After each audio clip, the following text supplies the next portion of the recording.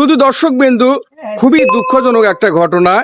এই ভাইটিকে দেখতে পারতেছেন, গত কয়েকদিন আগে আপনার মানিব্যাগটি হারিয়ে গেছে। আসসালামু আলাইকুম, আমি সুজীব। আমি চাকরি করি নিউ হোপে।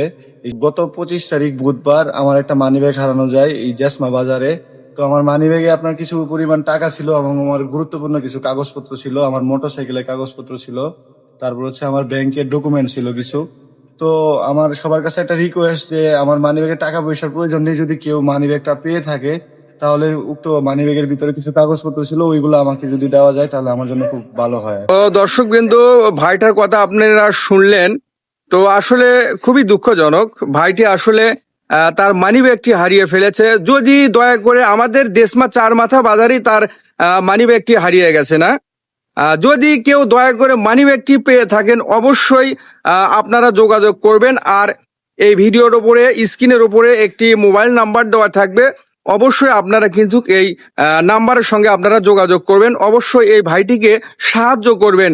দেখেন, আসলে খুবই গুরুত্বপূর্ণ আসলে জিনিসপাতি ওই মানিব্যাগের ভেতরে ছিল নাকি ভাই? জি, আমার মোটরসাইকেলের কাগজপত্র ছিল, আমার একটা খুবই credit card গুরুত্বপূর্ণ ছিল। কিন্তু জিনিসগুলো ছিল।